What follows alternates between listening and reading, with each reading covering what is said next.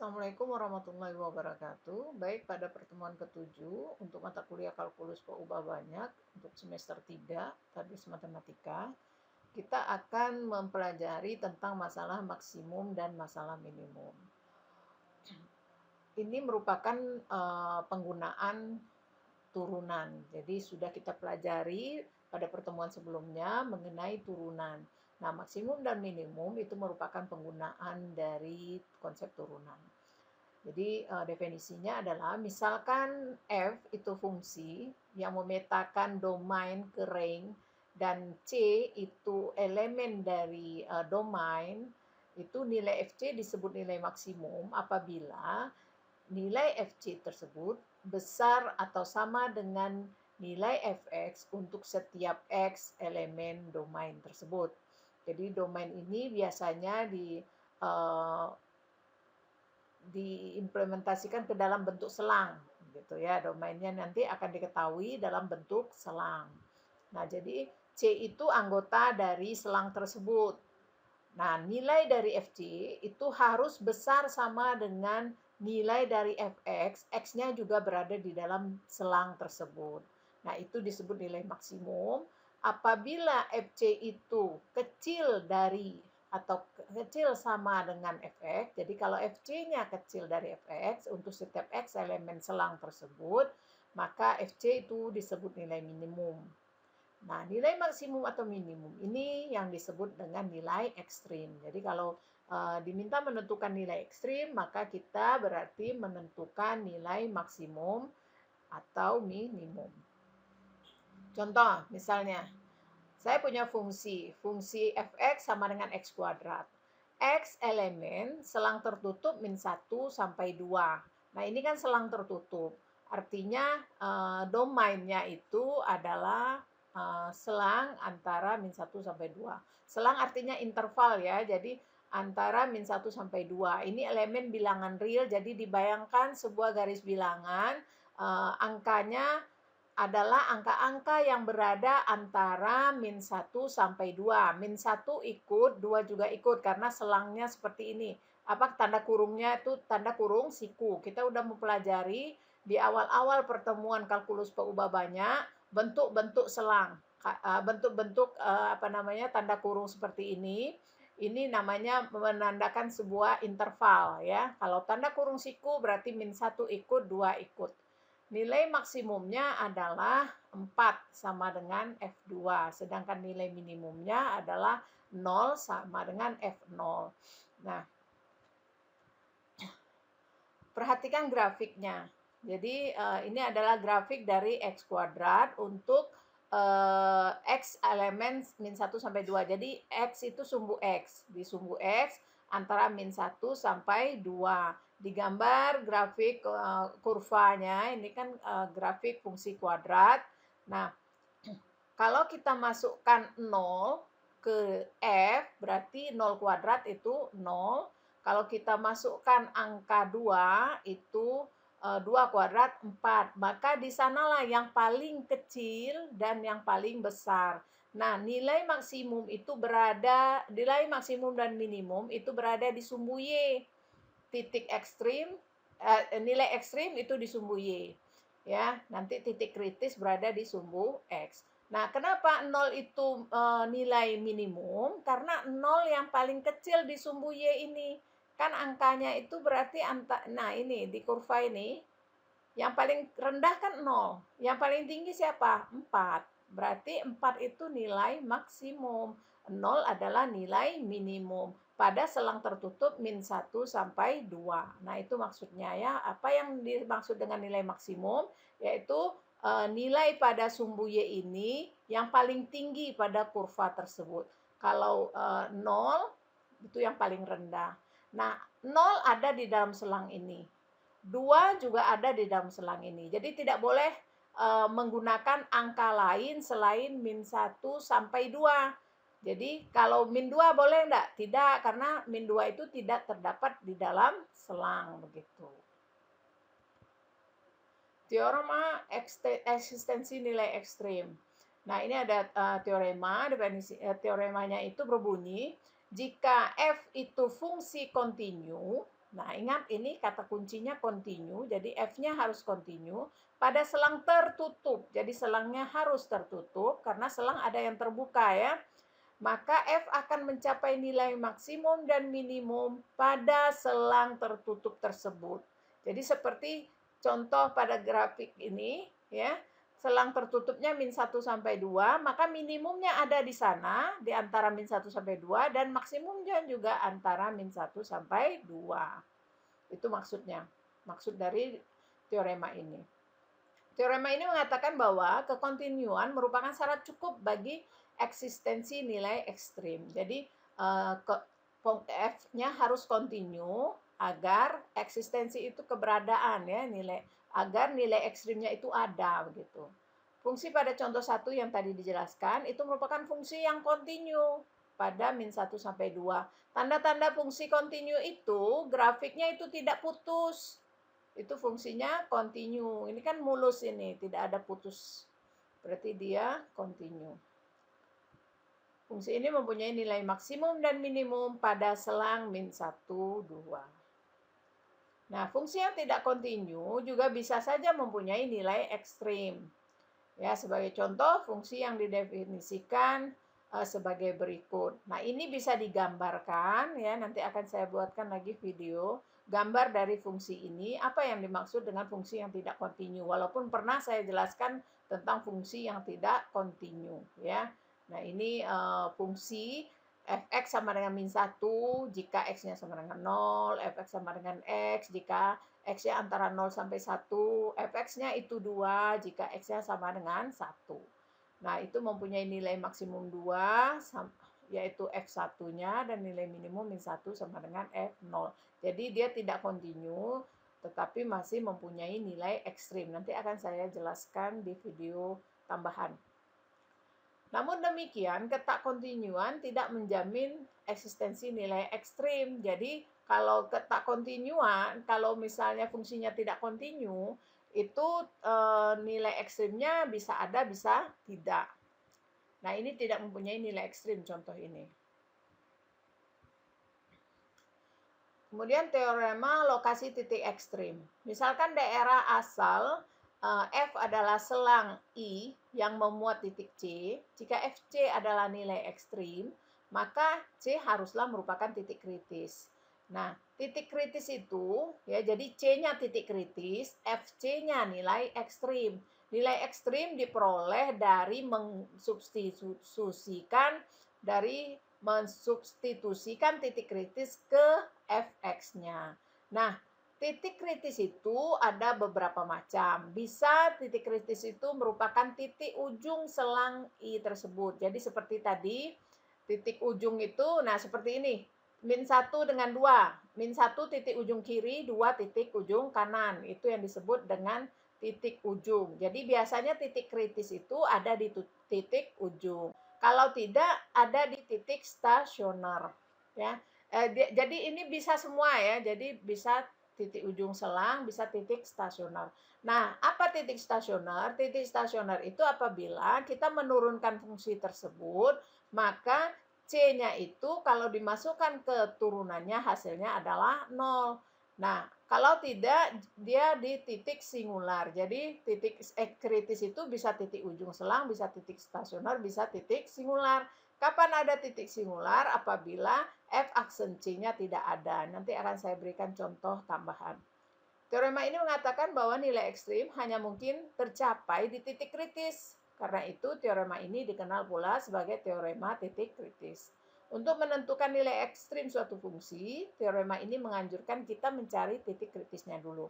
Jadi sebelum kita menentukan nilai ekstrim suatu fungsi, kita harus menemukan titik-titik kritis ini dulu.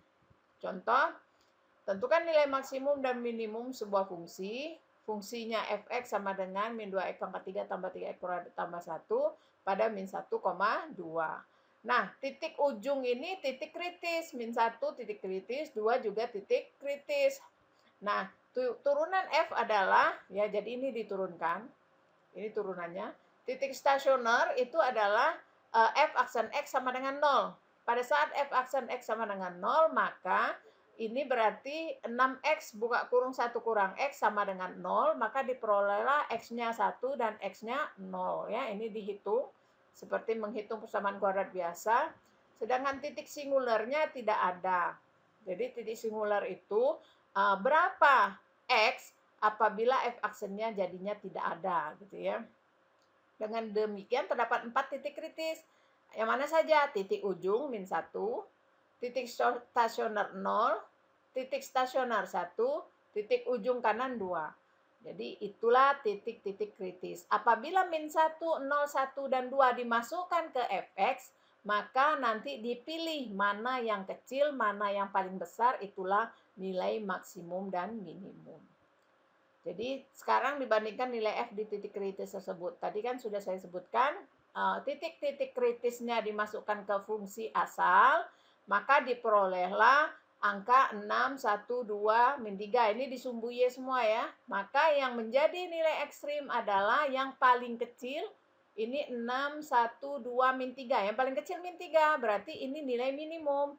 2, 1, 6. Yang paling besar 6, berarti ini nilai maksimum. Itulah yang disebut dengan titik ekstrim. Kemonotonan dan kecekungan. Nah, fungsi f dikatakan naik pada selang I apabila untuk setiap x, y elemen I dengan x kecil dari y berlaku fx kecil dari fy. Fungsi f dikatakan turun pada selang tersebut apabila untuk setiap x, y elemen I dengan x kecil dari y berlaku fx-nya besar dari fy.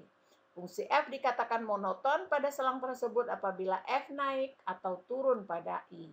Catatan I dapat berupa selang buka atau selang tutup.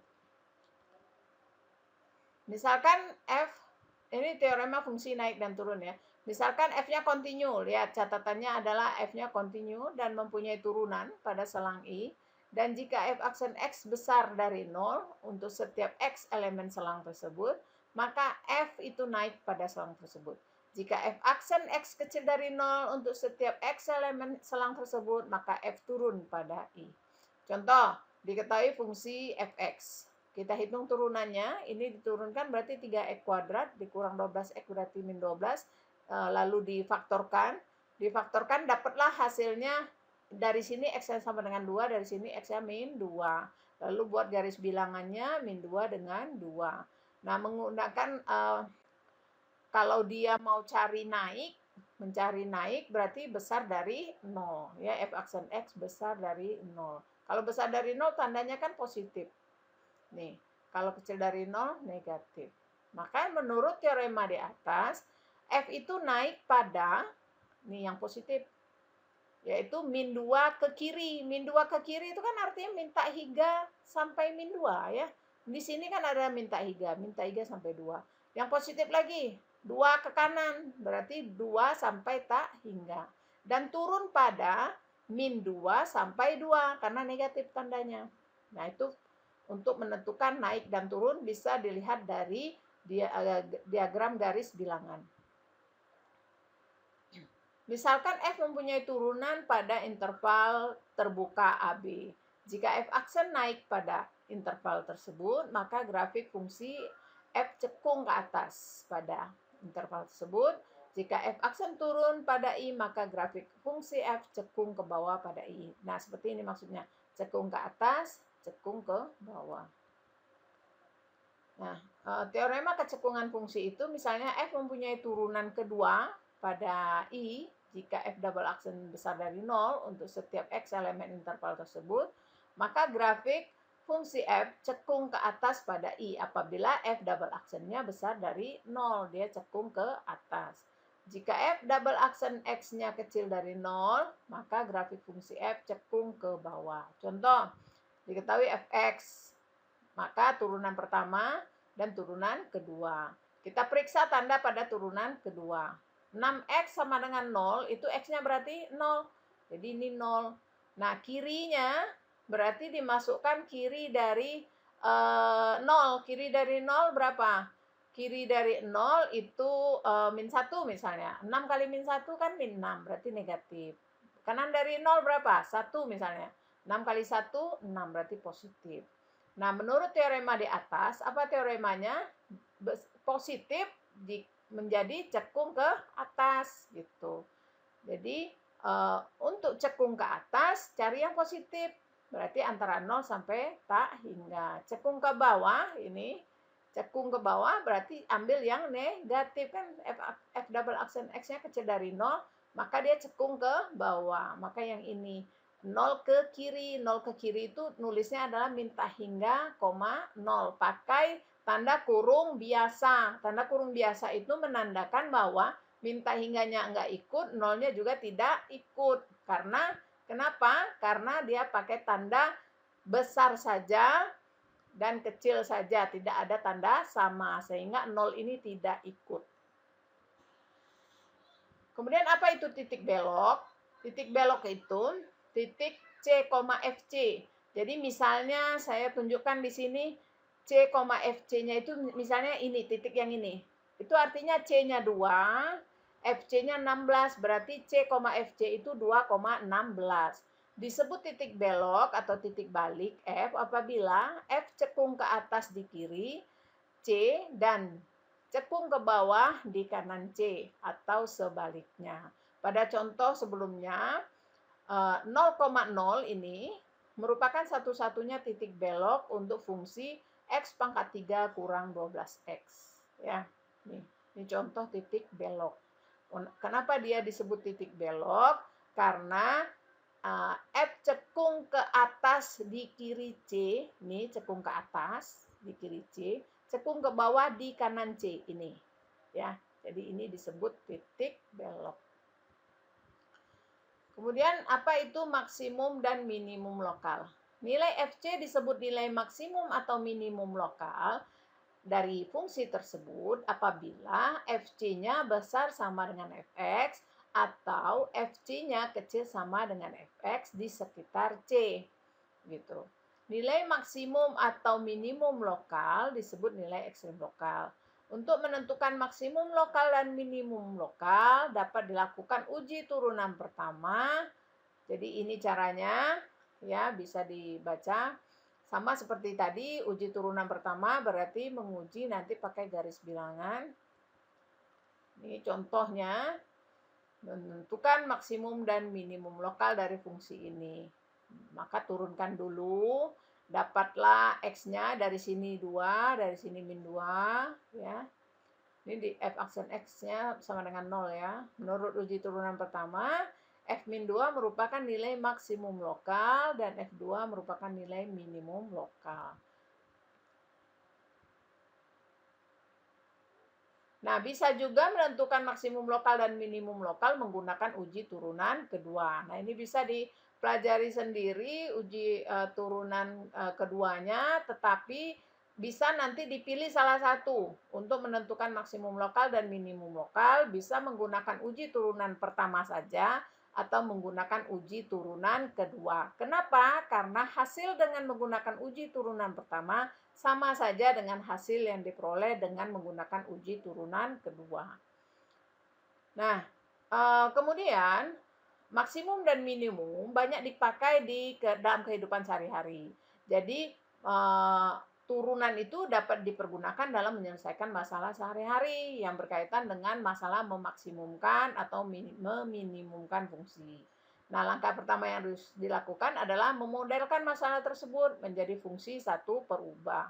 Setelah itu, gunakan aturan-aturan turunan untuk menentukan nilai maksimum atau nilai minimum. Jadi, masalah dalam kehidupan sehari-hari itu kita buat dulu model matematikanya. Nah, setelah dibuat model matematikanya, maka gunakan turunan untuk menentukan nilai maksimum dan minimum seperti yang sudah dibahas di depan tadi. Ini contoh, ya. Tentukan ukuran persegi panjang yang dapat dibuat dari kawat sepanjang 100 cm agar luasnya maksimum. Jadi maksudnya gini, kita punya kawat sepanjang 100 cm. Nah, buat ukuran persegi panjangnya dari kawat tersebut agar luasnya maksimum. Jadi 100 cm itu gimana caranya dapat sebuah persegi panjang, luasnya itu paling besar begitu. Nah, kita tahu rumus luas persegi panjang adalah X kali Y. Kenapa X kali Y? Karena panjangnya X, lebarnya Y. Jadi kita misalkan dulu ya. Terserah ini mau memisalkan panjangnya P sama dengan lebarnya L boleh juga. Nah, ini dimisalkan luasnya X kali Y. Kemudian karena 2X tambah 2Y sama dengan 100, apa 2X tambah 2Y itu adalah rumus keliling. Karena kawatnya kan 100 meter. Kalau kawatnya 100 meter berarti ini sisi panjang ditambah sisi lebar, panjang tambah lebar itu kan keliling. Ya, 2X tambah 2Y sama dengan 100. Jadi kawatnya 100. Nah, kita dari sini kita bagi 2, X tambah Y sama dengan 100, maka Y sama dengan X tambah Y sama dengan bagi 2 ya. X tambah Y sama dengan 50. Berarti kalau Y saja berarti 50 kurang X. Sehingga nah ini yang namanya modal matematika. Ya, di dalam modal ini dalam modal matematika tuh ini. L dalam X. Kalau L dalam X artinya X-nya tinggal, Y-nya ganti. Jadi X-nya tinggal, Y-nya ganti. Siapa Y-nya? Y-nya yang ini, 50 kurang X. Sehingga fungsi ini adalah fungsi X. Ya, dikalikan 50X dikurang X kuadrat. Nah, diperolehlah selang yaitu X antara 0 sampai 50. Ya. L aksen itu sama dengan 50 kurang 2X. L aksen itu turunan ini. 50X itu turunannya 50, X kuadrat turunannya 2X. 50 kurang 2X, nyari titik stasioner, tadi ingat bahwa L aksen X-nya sama dengan 0. 50 kurang 2X itu sama dengan 0, maka X-nya 25. Nah, kalau mau uji turunan kedua, kita bisa gunakan. Kalau enggak, X-nya 25 bisa langsung digunakan, masukkan ke Y. 50 kurang 25 kan 25, maka Y-nya 25. Jadi Y-nya 25, gitu ya. Jadi agar luasnya maksimum 100 cm kawat itu dibuatlah panjangnya 25, lebarnya 25 supaya luasnya maksimum gitu. Baik, selanjutnya ada tugas yaitu latihan penggunaan turunan ya, penggunaan turunan untuk menentukan nilai maksimum dan minimum dari soal-soal ini. Oke, saya rasa demikian penjelasan saya untuk pertemuan ke-7 ini. Semoga dapat dipahami nanti pada perkuliahan pada tatap muka pertemuan ke-7 kita dapat berdiskusi mengenai materi yang ada di PowerPoint ini. Assalamualaikum warahmatullahi wabarakatuh.